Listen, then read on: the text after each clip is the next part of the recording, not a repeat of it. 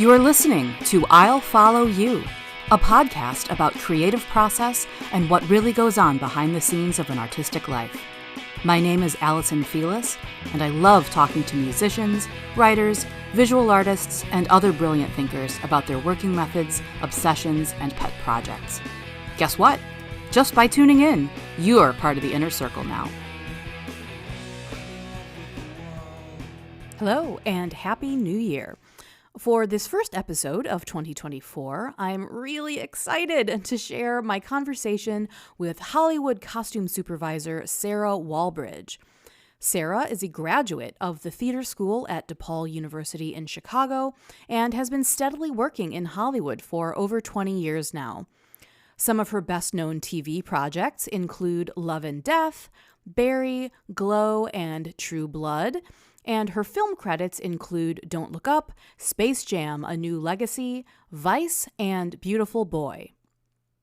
In our chat today, she gives me the lowdown on how costume supervising is like solving a puzzle, how the immediate aftermath of 9/11 inadvertently shaped the trajectory of her whole career, why if you don't notice the costumes in a movie or TV show, that actually means they've been executed really well, what the most pressing concerns about AI are for costume departments, the kind of questions that get tossed around in the group chat of the so-called Costume Mafia, why working as a costume supervisor is secretly kind of a blue-collar job, and why she nerds out about making scale maps of changing tents for huge groups of extras. Plus, since we're well into award season now, Sara highlights some of her favorite costuming moments from the year gone by that she hopes will be recognized by voters. And for my Letterboxd users out there, I've created a list featuring all the films we talk about in this episode. So links to that and other show notes will be available, as always, on my blog, queenofpeaches.com. And now, my conversation with costume supervisor Sara Walbridge.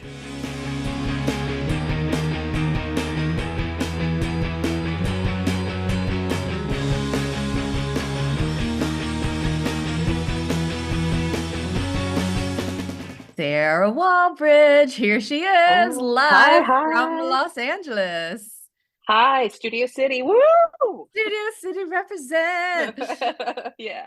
I love it. Sara, I'm so happy to see you, and I'm so happy to ask you all of the million questions that I have for you because I want to know everything about what you do as a costume supervisor. Get ready.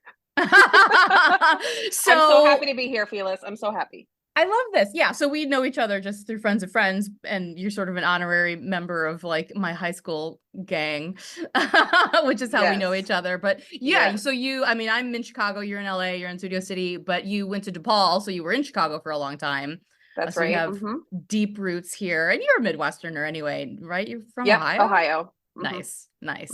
So it all winds together. So, exactly. But yeah, tell us even what a costume supervisor is. Because that's the thing. It's like, I know you and like, I know your life, and I try to be like cool on the down low. I'm like, oh yeah, my friend Sara works in costumes. And I'm like, I don't really understand what that is. And I think that there is that kind of mystique around like, OMG, like people who work in Hollywood. It's like, what does that mean? Because I think it's easy to forget that like, yeah, it's glamorous, but it also is a job that you do, that you've trained for, and that it's a thing that you do for work, and it's meaningful and enjoyable, but it doesn't have to be like, ooh, mysterious, the way that, when you see the credits rolling and you see all those names, it's like, what do they do? So demystify that for us a little bit. I'd love to. So, so I live in LA. I've been in the film and television business now about 20 years since I left DePaul. And costume supervisor, that's my job. I've done every job, really almost every job in the costume department. But costume supervisor specifically, the costume designer is who sort of, comes up with the look, and that's the person that like gets the Oscar if you win, right? The award. But the costume supervisor, how I look at it, we do a little bit of everything, but really, in my opinion, it's the person who like makes the designer's vision happen. Okay.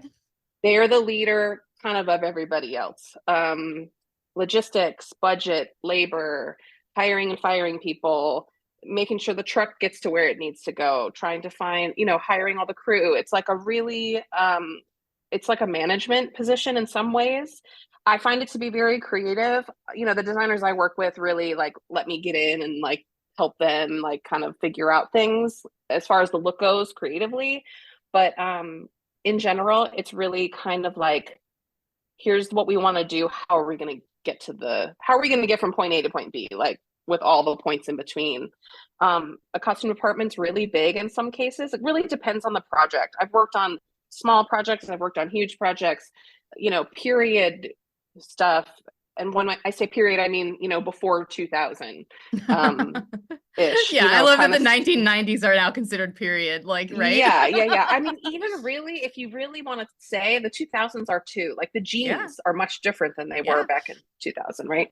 So, period shows or fantasy stuff, motion capture, modern, it's just, there's all kinds of different projects that you could be working on: film, television. Every show is different. And so every show has, different problems that comes with it or different solutions you need to find. And it's, for me, what I like about costume supervising is the puzzle. It's like putting the puzzle together of how you're going to get the job done.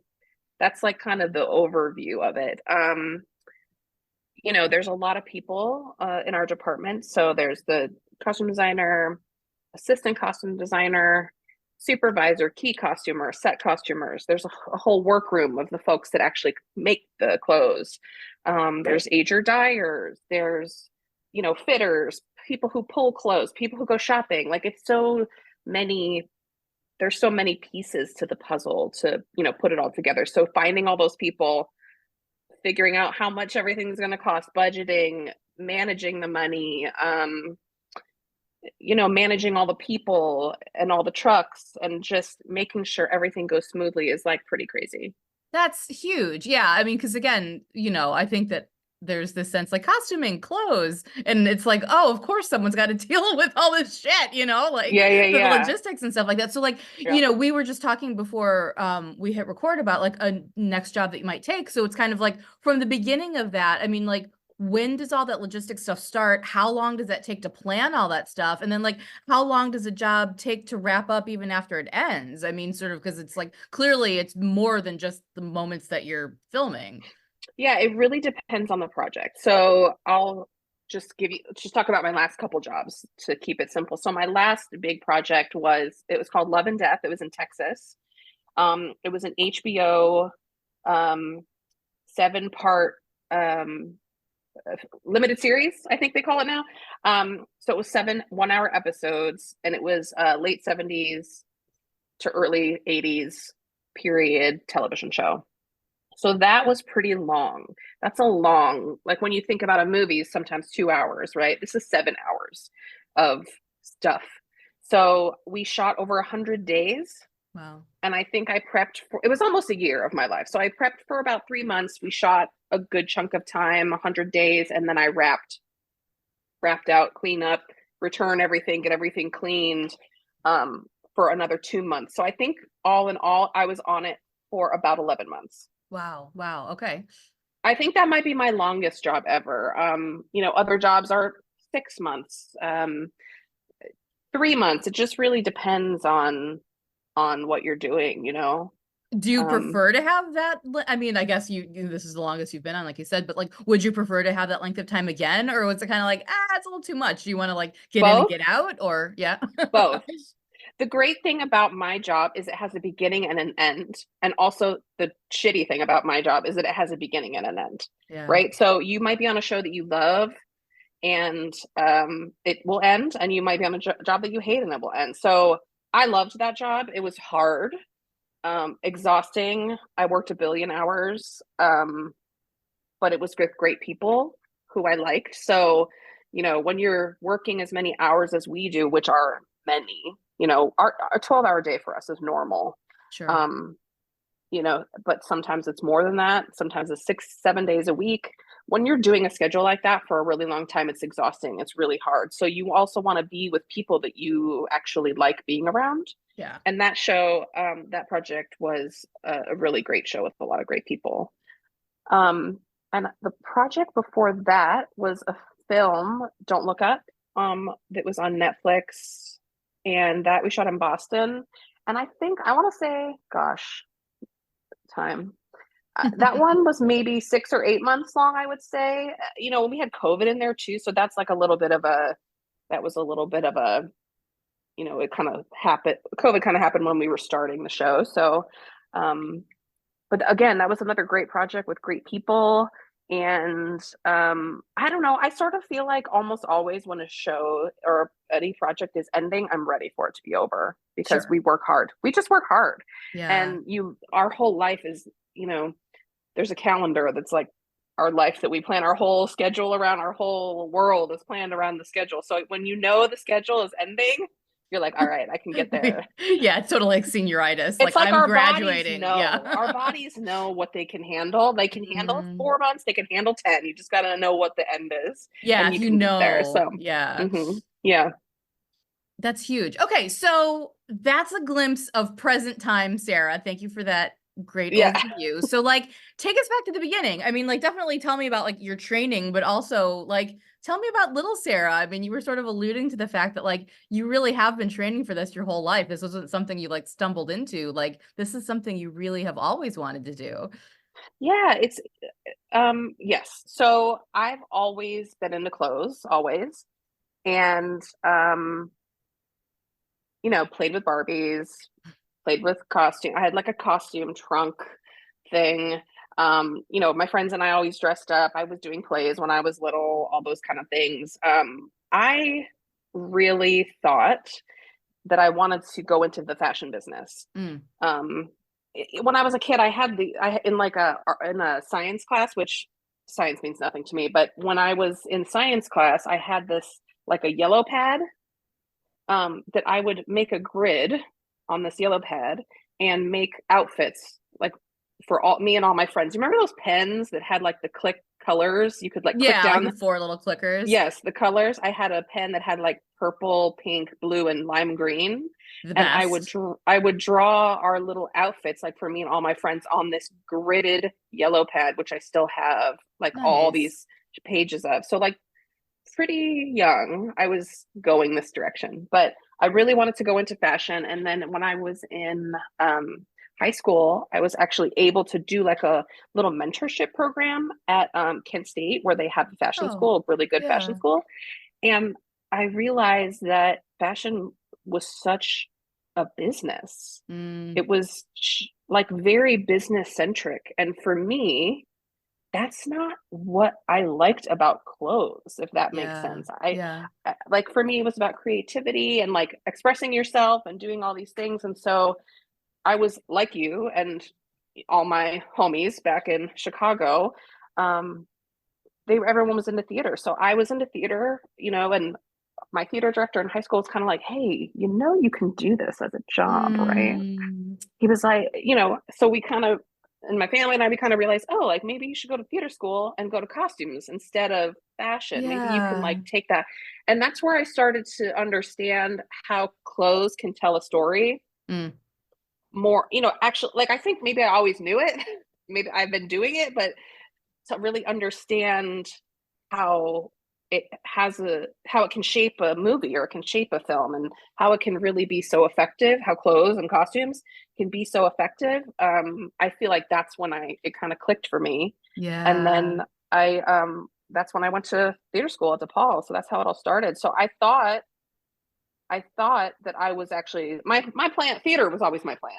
Yeah. Once I started that train, I thought, I'm going to Broadway, girl. I'm gonna be on Broadway, dressing people backstage and doing this and that. And while I was at DePaul, we were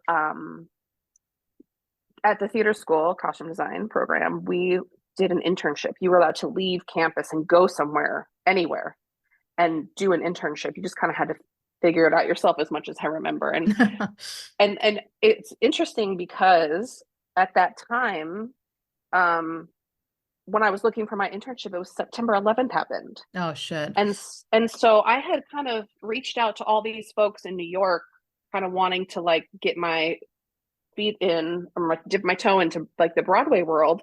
And it just wasn't going to happen, right? Yeah. Like nothing was happening in New York. People were like, intern? What?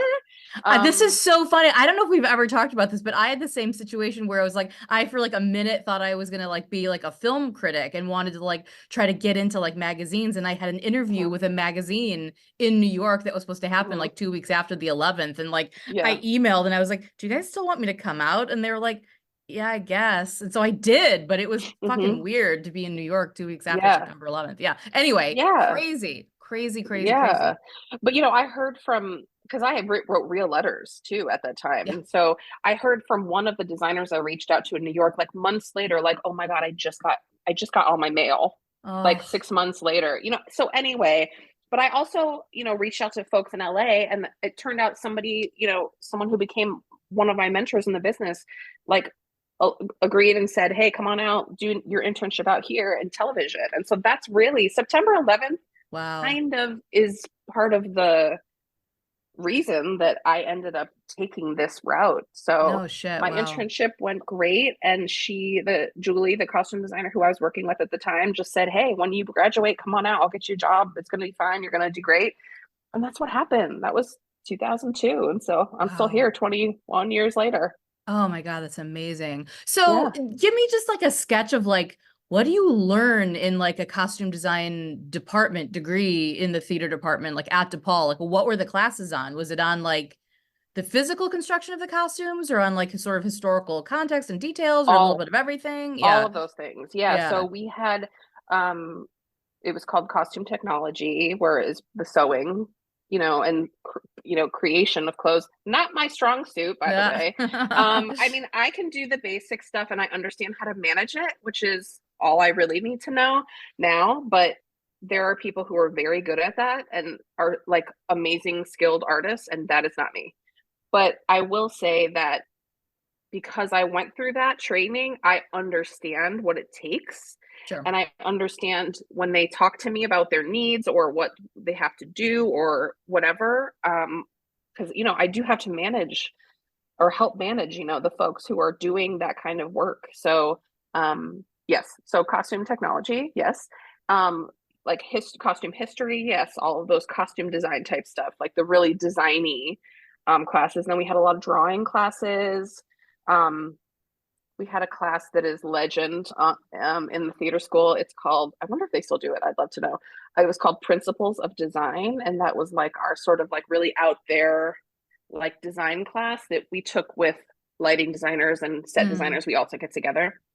And then there was a class called, uh, gosh, I don't remember what it's called. Collaboration. It was a collaboration Oh, class, and it wow. kind of taught us how to all work together, sets, lighting, costume, stage management, etc., all to make a show happen. Yeah. And so for me, that class in particular is one of the really important things that I think I got out of my degree at DePaul. A lot of people who work in film and TV, like didn't go to school for this. And I don't think you necessarily need to, but for me, it was the perfect place for me Mm. because, I didn't come from, I mean, I came from a really small town in Ohio. I didn't have like a fully, like my school wasn't like a performing arts high school. Right. We did a lot of really cool stuff, but it was very like small, small town. And so I had a lot to learn, I feel like. And it was amazing to have that experience and take the collaboration class with all these other people who, some came from a similar background to me. Some had never done it before in their life. Some, came from these big performing arts high schools where they like, they have been making corsets for years. And I'd Right. never done this in my life. I'm like sewing my finger and they're just whatever. Um, so having that collaborative training, I think was really helpful. Because even now it's like, when you're working with a production designer, which is like the person who's creating the sets, designing the sets, um, you don't want to put somebody in a dress that's the same color as the couch, right? Right. I mean, that's a very simple explanation, but to just work with the lighting, work with the sets, work with the, wallpaper, work with everybody to get together to make the show with other departments and with your own department. Like there's so many pieces that go into making um a costume or a film or a set or whatever. There's all these people. It's hundreds of people, you know? So having that experience was really helpful for me. So that was a class. And then I think we took like theater history, like, you know, reading plays, that kind of, and then all the other classes that I am not, you know, like math. Like Didn't have to do a lot of that, thank goodness. So yeah, just enough to measure out, yeah, the length of an inseam, right? Yeah. yes. And that's where, you know, I was talking earlier about how fashion is so different um from costuming. And I think going to theater school once again reminded me like how storytelling can be done through clothes. That's what for me the job, you know, that's one of the best parts about the job is like without even knowing, you know, without when you watch a movie, you don't even know like that you're being told the story beside, you know, it's not just the words, it's not just the person talking, it's like everything, right? It's the whole world. And so that's what's really fascinating to me. Well, yeah, I remember like in the summer, right before around the time when Barbie was coming out, that Mm-hmm. seeing, I don't know if it was one of the hairdressers or costumers or something, but yeah, it was someone Mm-hmm. talking about specifically the tone that they dyed Ryan Gosling's hair, like that Mm-hmm. slightly fucked up blonde that he has, Mm-hmm. where it's like that was intentional to make it look like Ken Yes. doesn't fit in that world, that he is an outsider to the warmth Yes. of how warm and lovely Margot Robbie looked. And so yeah, Yes. I mean that must be like a million decisions that you guys are making every day on like every project, right? Well, and just think also, yes, but also how many people probably had a say in that decision Mm, is right. also intense and amazing. One story that's really fascinating that I love to tell. I worked on Space Jam 2, Nice. and which is a whole like this crazy another crazy project that almost needs its own podcast. But Come back, we'll do it. We'll absolutely do I it. know it just there was a lot of technology I'd never used before and a lot of just things I'd never dealt with, right? So Mm, something really interesting to come out of that was, you know, how the Looney Tunes are the basketball team. So we were trying to figure out how to dress LeBron's character in his uniform. So costume department, was dressing a real person, but the animation department was doing the rest. So we had to find a color of his uniform that would look good not only on LeBron, but on every Looney Tune, oh my God. right? You can't put him in yellow because Tweety Bird is yellow. You can't, you know what and we didn't want to use white because the first Space Jam movie was white. So it kind of like took a long time to get to the blue, kind of teal blue color that we ended up using because it looked great on him and all the Looney Tunes.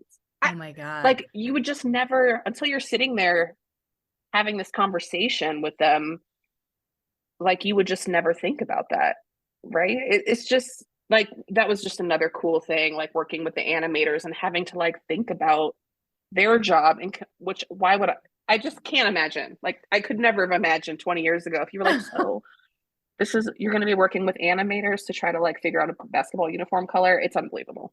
And then with an actual basketball playing human like in the Yeah, mix as and it's well. not just the color of the uniform, but it was like everything that was on the uniform. Also, Sure. they're going to have to draw it Replicate it endlessly. Yeah. endlessly. So it kind of took a lot of, you know, it's a lot of people got to have an opinion about how that would go. And it just never occurred to me that something like that would happen So until I say was more there. though, like about specifically like how costume tells the story. Like I want to hear more about what that means to you personally, what that means on a set, and like what, you know, as sort of curious viewers, what should I be looking for next time I'm watching a movie? Like as far Well, as in my details opinion, that I'm learning without realizing it. if you don't notice, that means it's going good. It's like Yeah, they're doing a great job if you don't notice. right. You know, obviously all these period big, beautiful costumes we love, but we also love, you know, modern stuff where just the color of the tie might give you what you need, or, you know, someone's, like you were saying, their hairstyle might just it might be hard enough for you to understand what kind of person they are. I guess for me, some things you could look for though is like how pressed is their shirt, or how like if you watch something like Oppenheimer, for instance, everybody there, for the most part, until they get kind of later in the movie, is very pressed and like very put together, right? And you don't necessarily notice it, but it feels like school almost. Like Mm, I got a very like school feeling. Well, I mean, it wasn't a school, but like it just felt like they were all putting their uniforms on to go to work. It was very militaristic almost, right? right. So I think, but then if you watch a movie, I'm just going to say one of my favorite movies this year was called Dumb Money. I don't know if you saw that one. Mm-mm. It's great. So those characters, it's modern. It was set like during the COVID pandemic. Um, they're just like normal people. I think they're just washing their clothes on their laundry machine. They're just, they're not sending their stuff out to be dry clean. They're just wearing like a sweatshirt with cats on it or whatever. It's like all these little things. Color, like you were saying, like Barbie obviously had a very controlled color palette that really, everything in that movie is a very good example of how set, lighting, costume, Oh my God, right? transportation, cars, everything worked perfectly seamlessly together so that when you went to the real world, right, everything was just so boring. Yeah. And that's the feeling that you want, like, oh my God, Barbie Land is so amazing. But then you just go to our world and it's like, boo, boring, who cares? So I feel like, there's just all these little details, so much with color, so much with like how things fit the body, how big someone looks, how big, like you can have a big personality by using a big color, I guess. You know what I mean? I think Mm-hmm. it's just, it's the best. It's just the Yeah. best.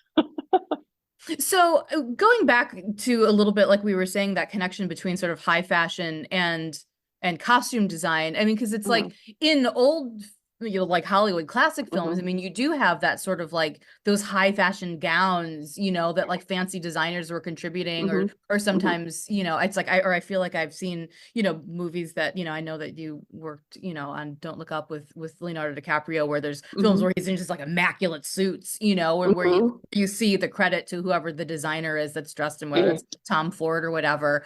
Mm-hmm.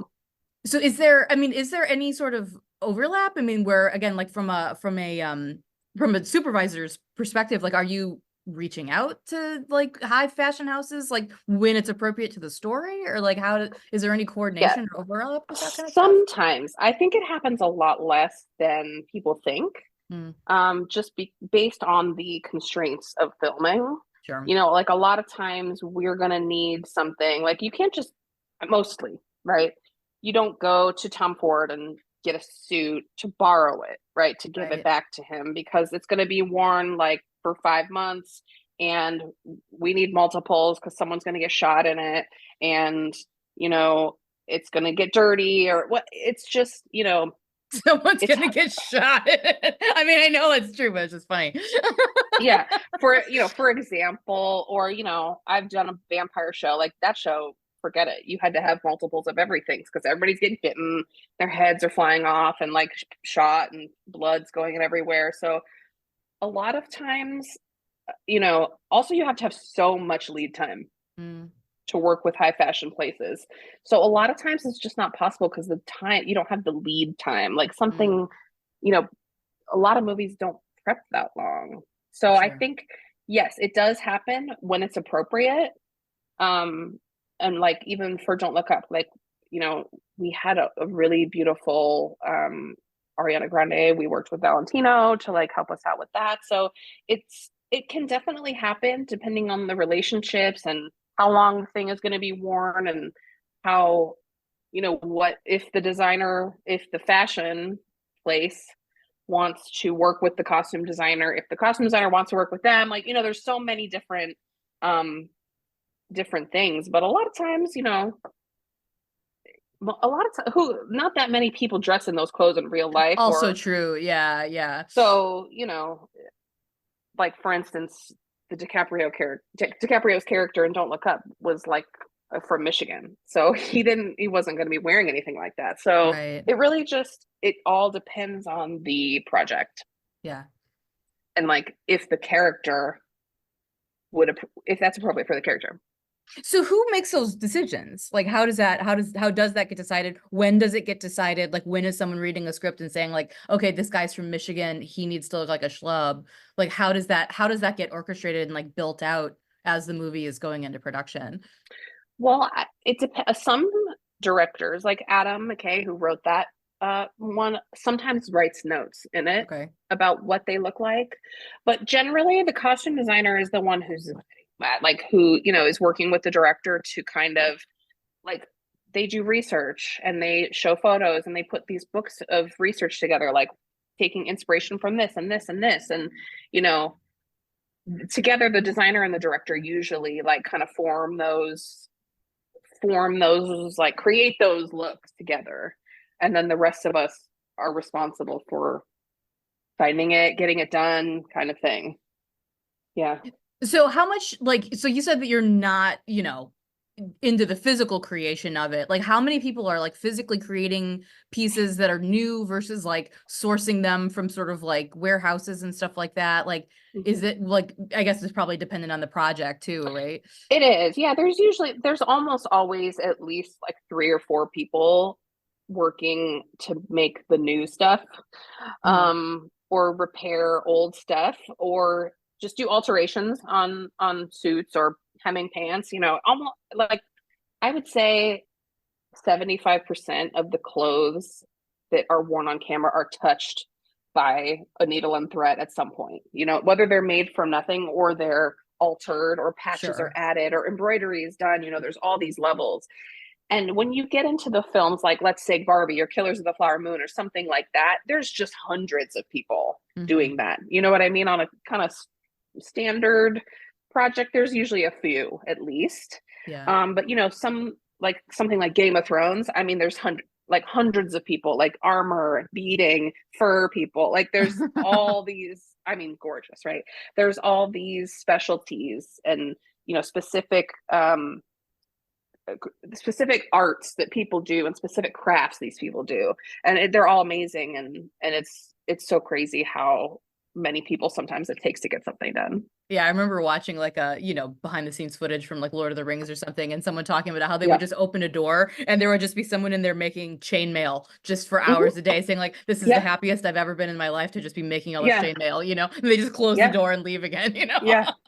Yeah. And so like someone makes that chainmail, right? And then it goes to the ager dyer who paints it. And Mm, then maybe someone else like ages it down and sprays it with another thing. And and there's also like a prop person making the sword, and then someone else is like aging down the metal. Like it's just unreal in something like that, how many people might be touching the clothes.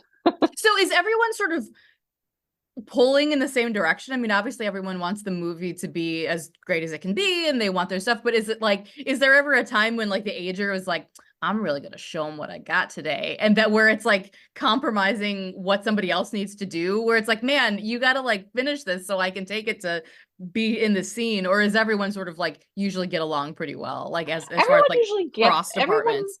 Yeah, everyone usually gets along. We all have the same goal and we all have the same bosses. So I think the time management is one of the harder things, because everyone usually has a lot of work to do. Sure. So to prioritize what needs to go first, because maybe someone else has to get it after you get it, alterations have to be done so that then it can go through the laundry, or maybe it has three more steps it needs to take before it goes to set. So I think more than anything, and this is where I sometimes have to, and other members of the department sometimes have to help jump in to like help make sure everybody understands when it needs to go to the next step, if that makes sense. Yeah. You know, it's almost like a video game or like a board game to get from like the drawing or the idea until it gets to set. How there's like a lot of steps that it takes. Yeah.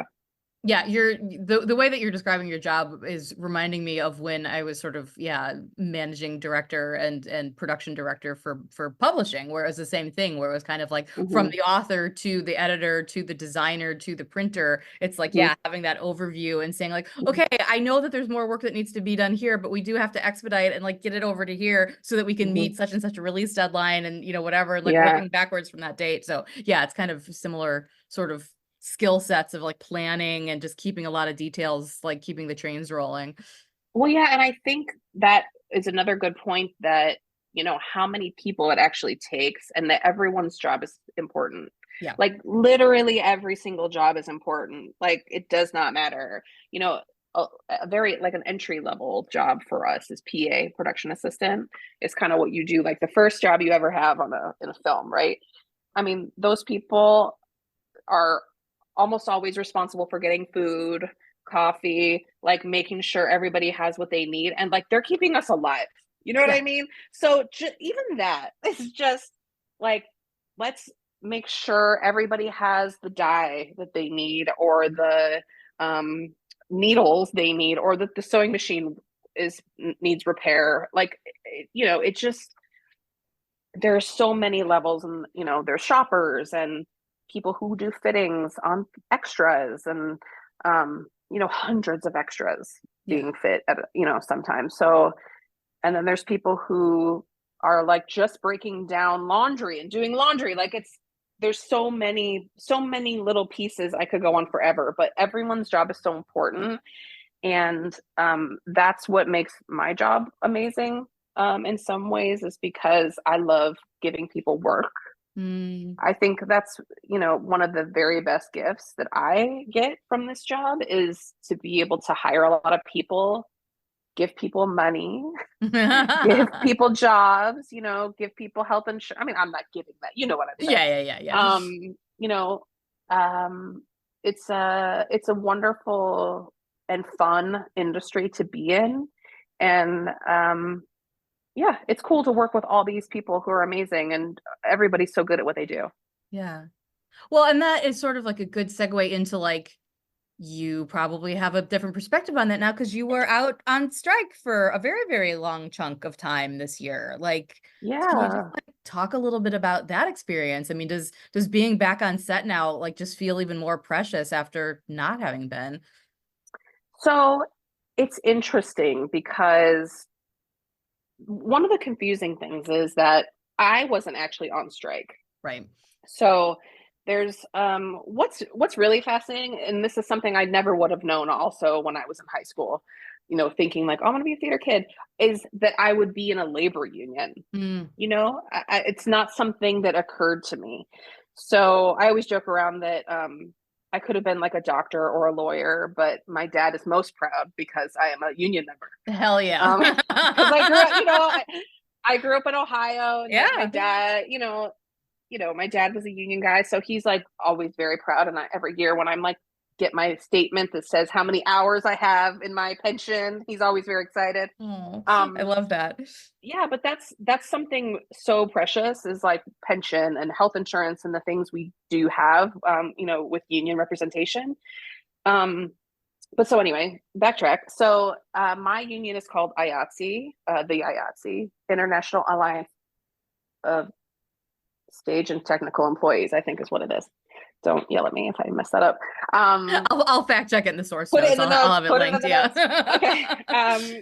So the Hollywood 13 are what they call the locals in Los Angeles in IATSE. So costumes is a local. Costume designers are a local. Hair, makeup, grip, electric. You get my point. There's a bunch of us, and we're all like little spokes of a big wheel. That's the IATSE. So there's also Screen Actors Guild, the actors, and stunt folks and dancers. Many are represented, and there's also the Writers Guild, and there's also the Directors Guild. So the Writers Guild and SAG-AFTRA went on strike this year. So while IATSE, myself, were not on strike, we were like a casualty of Yeah. the other strikes. So because there was no work going on, none of us were working. So yeah, I haven't really worked very much in the last year. I'm super I was super happy to, be on, I would go out and like strike sometime. Again, I'm not striking, but I would picket is what I'm trying to say, in support of some of the other locals. And I'm happy to stand by and, wait for them to get what they wanted. And our contract is up next year, at the end in the summer, next summer. So it'll be interesting to see how we do in Yeah. our negotiations, because I think it'll be really interesting. And something that is another connection is this whole AI thing, right? So that's been a real sticking point for both the Writers Guild and SAG. And how are we going to move forward with AI? And it really affects me personally as a costume person, because there's no actors. They don't need clothes. Right. Right. Right. So it's a two-pronged problem. So it's losing jobs possibly, and then also for the designers losing creativity, because if you scan someone, they're wearing a costume and that's the only costume they're wearing, right? So if you start putting people in the background, not an AI people is what I'm trying to say, you start putting them in the background of a shot, not only are they not being dressed by a costumer, but also the costume designer does not have creative control over what those AI things are wearing.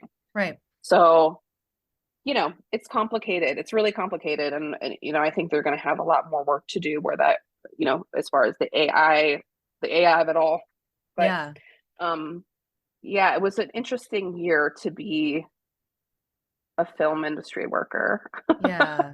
For sure. Yeah. Things are starting to picking back up now, but it's slow. It's slow. Yeah. So I think everybody's a little scared, and, we'll see what 2024 brings. Yeah. On Yeah. that I mean, front. because they're probably, I mean, is there going to be like fewer releases in the next year and a half because 100%. stuff didn't get Absolutely. filmed? Yeah. Shit. Absolutely. Yeah. Yeah. Mm-hmm. Yeah. Because I mean, we Yeah. had the benefit of like, Barbie and Oppenheimer being done that we all got to Yeah. enjoy this summer while the strikes were happening. But even now, when you think about it, there's not that many things out, yeah. right? And a lot of the things that were done, they didn't release because the actors couldn't promote it. And if your actors can't promote your project, it's not, it's some like Dumb Money, for instance, came out, during the strike, so it wasn't promoted very heavily. It's a great movie, but nobody saw it. I mean, I don't know if nobody saw it, but not a lot of people saw it. So it's just, something like Dune. Dune was supposed to be coming out like right now, but they couldn't promote it, so it's been pushed. So there'll be some things, but it'll definitely, especially on the TV front, will be so much less over the next year or so. Wow. Mm-hmm. Well, that being said, though, I mean, now that, what did come out, it's going to be awards season. Like, are there any projects that you're like pulling for? Like anybody that who was on anything that might be up for nomination that you were excited about, or just as a professional fan, is there anything that you're psyched about? Yeah, Like, I have my little list here. I made some notes on this. yay. I thought I loved Oppenheimer so much. Obviously, Love and Death was nominated for a couple Emmys, a couple Golden Globes. I'm obviously pulling for everybody on that. Oppenheimer was amazing. Barbie, of course, brilliant. I really like Dumb Money, Killers of the Flower Moon. I haven't seen it yet. I just got to see it. It took my breath away, like as far as the clothes go, and just I felt, for me, it's just something. I'm just talking about clothes right now. It's just something I've never seen before on film. Like just some of the things they did were so amazing, and I'm just thinking to myself like, oh my god, it took so many people to do this. Like, and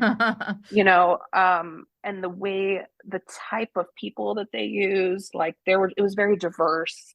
Diverse bodies, just diverse people. Like it was just so beautiful. It was so beautiful. It was so beautiful. I also really liked, what I just saw, was The Holdovers. Oh yeah, it was playing. I think it's still in theaters out here, and I haven't caught it yet either. Gorgeous. Another beautiful movie, and that's a movie that is simple but effective.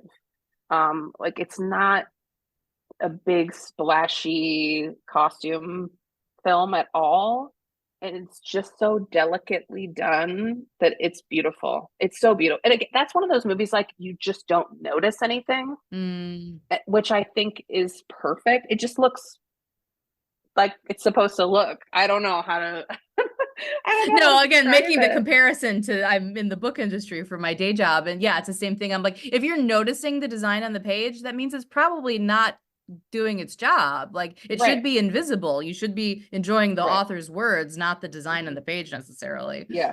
Yeah. I mean, there are characters that you're supposed to see them, and Sure, that's sure. why they're there. But this movie, just thought was beautiful. And Mm. something I thought was very interesting that is sort of unrelated is at the beginning of that movie, usually very few people get their name at the beginning of the movie. It's almost everybody's at the end, but they had a lot, like the key grip and like the location manager had a credit at the front of the movie on that movie in particular, which I thought was really cool. Nice. Yeah, really, really cool. They did that on Tar, the Kate Blanchett movie too. Like the whole, I think the bulk of the credits ran over like a black screen at the beginning while you That's heard cool. the I haven't seen that movie, but I should watch it. oh damn, it's really good. It was, yeah, Yeah. I like I had the day off for some reason. I think I had a doctor's appointment or something, and then I like went to like an early screening of it, and it was Yeah. so good. Yeah. Yeah, so but they do that at the beginning of that movie. There's a long credit scroll that is used actually very effectively in the way that it sort of Hmm. ties in with the sound design. Yeah. But that, I mean, all the stuff is coming. Oh, there was also another really beautiful movie called Monica, Mm. a really small indie movie starring a trans actress. I hope that's going to get some nominations. I feel like I love watching movies for the clothes, but sometimes it's just great to watch a beautiful performance, and just having everything feel clothes wise, having everything feel so natural is like one of my Mm. favorite things. So tell me about like fashion in your own life. Like how do you interact with clothing since that's like your job? Like how does that work in your daily life? Well, it depends, right? So I don't love shopping that much because it's like work, right? Right. I almost never like do any of my own sewing or anything because once again, there are people who are better at it. I mean, I think I have my own style. I love your Um, style. Thank you. Well, I think we have a similar style. Yeah. Um, I like my style. It's me. It's how I express myself. I think you had mentioned to me, like, do people ask you for clothing advice or do any of that kind of stuff? And the answer is yes, but not in the way you'd think. Mm. Like, everybody's always like, can you help me with my Halloween costume? Nice. And now sometimes I'll be in the mood for Halloween, but for the most part, it's Halloween is my life every day. So I'm kind of like, Yeah. whatever. Um, But who asks for a lot of help are my actor friends ask for Okay. help when they're going to auditions. Oh, sure. They'll say like, this is what I know. What do you think I should wear like to my audition? What makes sense? Or where can I get a blah, blah, blah, blah, blah in the next 2 hours? You Right. know, those kind of questions. And I call it the costume mafia. It's just a related subject. All of us folks who do costume, who like work in the costume field are always texting each other like, hey, where can I get this type of fabric? Have you ever used this? Or, hey, like, I need sizes for this so and so actor because their agent won't call me back and I have 12 hours to get it ready. Like, you know, the costume mafia is very good at their job. And so Mm. we're all very well connected to each other. So I think we help each other a lot. I guess that's not the question you asked, but just wanted to shout out my homies. No, but I love you shouting out your homemies because it's also kind of like, man, don't piss off the costume mafia or they're gonna put a Oh, no, hole in your no. crotch. Don't do it. Do not do it. Don't do it. We'll get you. We will find you and we will get you. But yeah, I think I have my style, which is always ever changing, ever evolving, but you can find me wearing black every day, pretty Yeah. much. Because yeah, is it like, does it become exhausting to think about, yeah, clothing yourself? Like, I guess, you hear about some professional chefs that they're like, yeah, the last thing I want to fucking do at the end of the night is like cook a huge meal. I just want to like Yeah. make some macaroni, or Yeah. something. Yeah. I mean, I think a lot of folks who work in costume, myself included, sort of have like a uniform that we Mm-hmm. wear, right? Like Well, when you're I'm on like, set, that makes sense, right? I mean, if it's like you're working these insane hours. Right. But even in my real life, I Mm. feel like, black dress and sneakers, like almost every day. That's some black Classic. dress and sneakers is pretty much what I wear all the time. Um, it just varies. We're all so different, but yes, it's true. Like I don't want to think about it Yeah. after 14 hours of looking at clothes, but it's also cool because you get inspired too. Sometimes when you don't Yeah. even like when you don't expect it, you'll be like, oh, look at that. I didn't know that's put that in the bank, put that in the memory bank for later, you know. Yeah, because do you like bite ideas from places? Do you like see, like street fashion blogs and stuff like that where like, oh, that's like a cool Yeah. pairing and like sort of put stuff in your memory bank for later? Yeah. Yeah, well, I mean, usually we like physically we'll like screenshot it and put it in like a Mm, research bank for later, or rip out the page and like throw it in a folder for later. I know yeah. designers that I know like, have files and files and files of like, inspiration that they've collected. I mean, for Yeah. my job, mostly I don't have to do that as much. It's like I do budgets, but but it's still cool to be inspired by clothes, and I still am. Because what's something that people get wrong, like sort of armchair critics, who are watching movies, like what's assumptions that people make about costuming that you're like, that's has no bearing on what I do at all, or like that's a misinterpretation of the way that we do our job, or I think there's two things. Number one, everyone thinks they could do it because everyone dresses themselves and everyone goes shopping, right? yeah. So everyone's like, "Oh, I like shopping. I should do costumes." I'm like, "Okay, do you like picking up dirty clothes? Do you like getting blood all over your hands because it's all over the costume? Do you like doing laundry? Do you like staying up really late in the night, standing outside in 30-degree weather?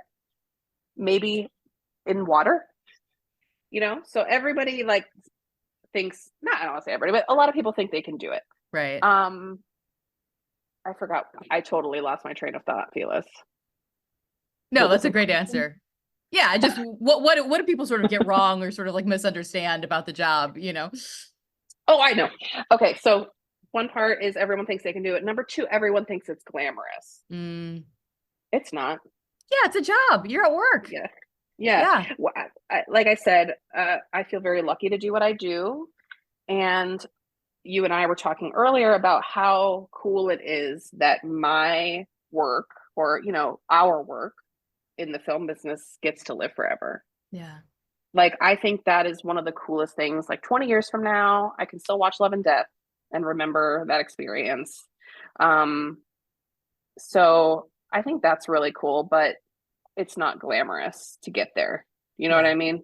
There are moments of like really cool moments, and working on projects that say something and working on projects that got people through COVID and Mm. working on projects that, you know, people had a hard week and they just want to laugh. Like that's a cool, like having a job that like can help people in a unusual way Hmm. is really cool. Like, obviously there's people out there helping people and saving lives every day, but it's cool in my mind to give people a release from their life. But to get there, yeah. Beauty is life-saving, my God, and even the ugliness of the beauty of ugliness, if it's an ugly, Yeah. movie, Yes. in covered in horse shit or whatever in some, Yes. period piece or something. But yeah, beauty is life-saving, absolutely. Yeah. But, like I said, we pick up dirty clothes. I talk about money all day. I have to fire people. It's like, it's not the like gorgeous, Yeah. like life on Beverly Hill, like on Rodeo Drive that some people think it is. It's hard work. We work really hard. We work a lot of hours.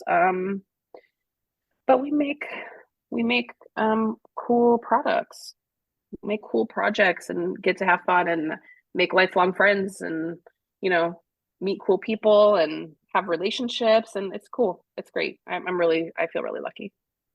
So like what's next? Like what's the dream job? Like do you have something that you haven't done yet that's like your Mount Everest that you want to climb, as far as like I really want to do space opera or something? Um, you know, For me, every project has something about it that's amazing. Um, Even if like the project itself isn't your dream, then sometimes you'll have a really good crew and you'll make a friend that you'll have for the rest of your life. Mm. So, yes, creatively, yes, I would love to work on more period pieces. Those are my favorite being a theater kid. There's lots of, amazing designers and directors out there who I'd love to work with. But, every project has its draw for me. And I think the longer I do it, the more that the team Mm. is enticing versus the project. Right. Now that I know, now Uh, that I know better how many hours I'm going to be there, and how hard the job will be if you're doing it with people you love, like that's really awesome. And um I feel lucky to do that. It's, nobody's perfect, nothing's perfect, but um I'd love to do one of those huge, crazy, like period pieces where you're building everything and there's hundreds of extras. I love that stuff. Like I yeah. love trying to figure that all out. But even a movie like Don't Look Up that was modern and didn't seem like it was big, even though it really was huge. That movie said something. It was really like important political statement, I think. So that movie was great too. Like it's really, My you husband know, and I still talk about that movie. It's like anytime we see Timmy Chalamet in anything, we're like, remember how good he was in Don't Look Up? yeah.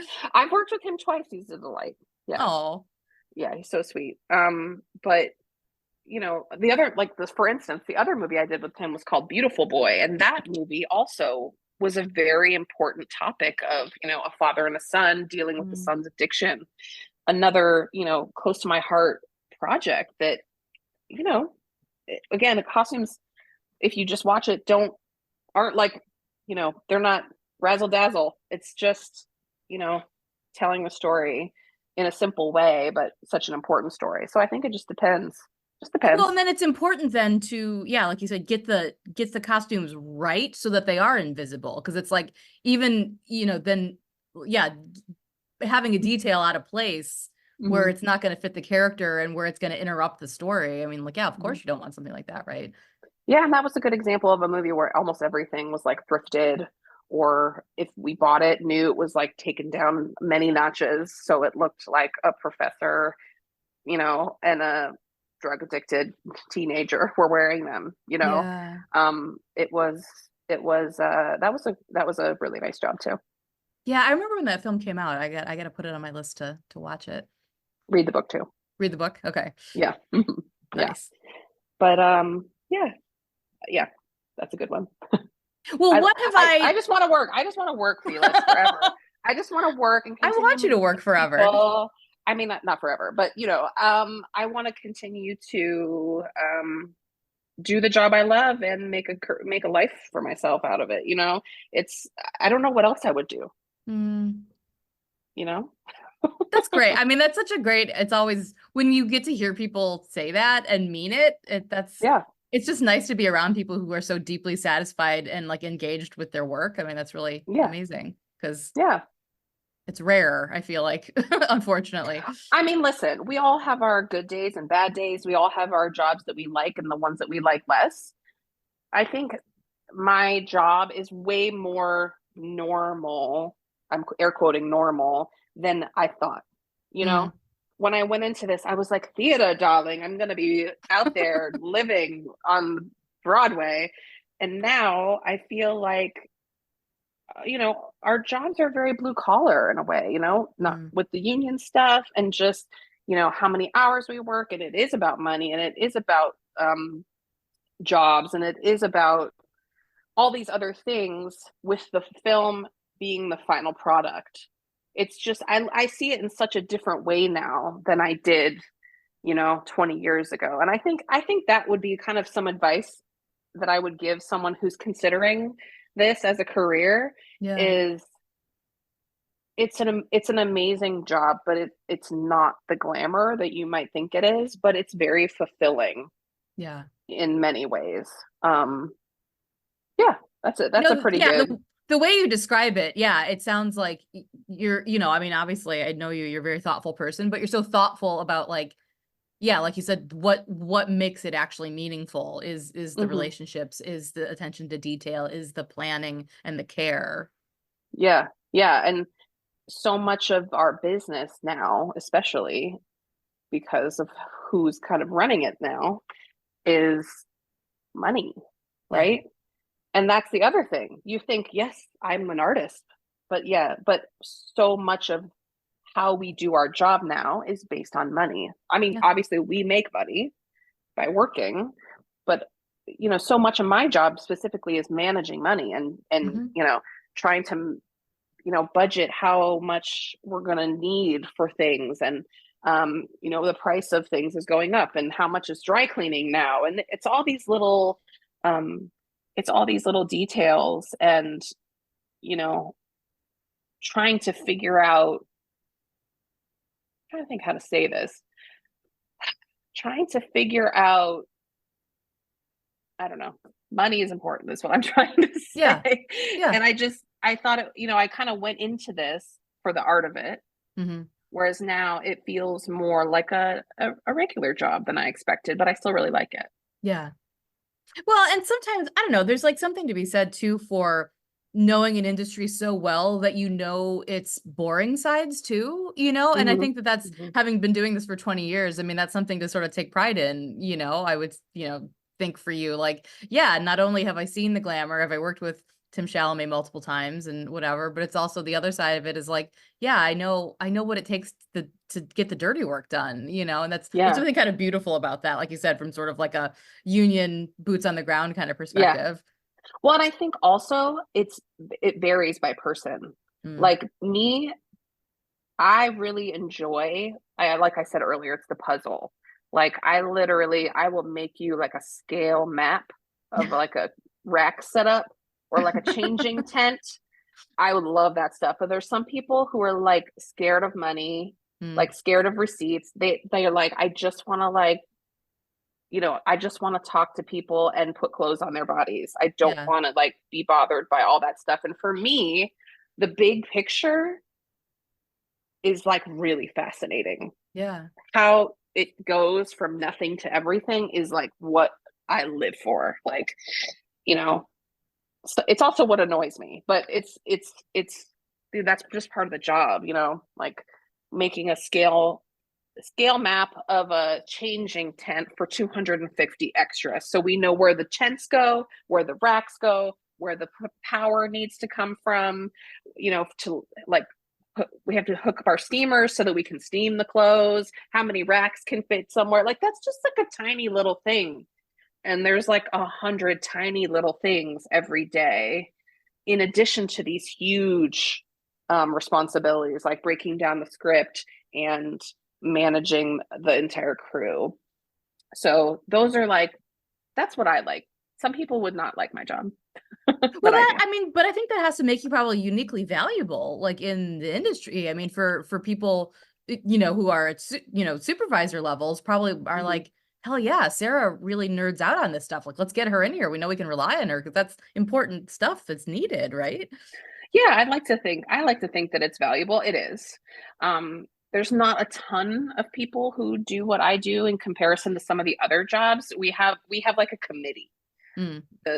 There's like a supervisor committee within our union. We all like kind of lean on each other and support each other, and it's a really cool group of people. And everyone's story is kind of unique, but we always are like trying to bounce ideas off of each other. Like, oh, how did you do this, or where did you get this, Mm. or who do you know anybody who could do this? So um, yeah, it's a lot of responsibility though, which is some people don't love, because the other thing about it is, if there's a problem, no matter the time of day, I'm the one who's going to get that phone call, right?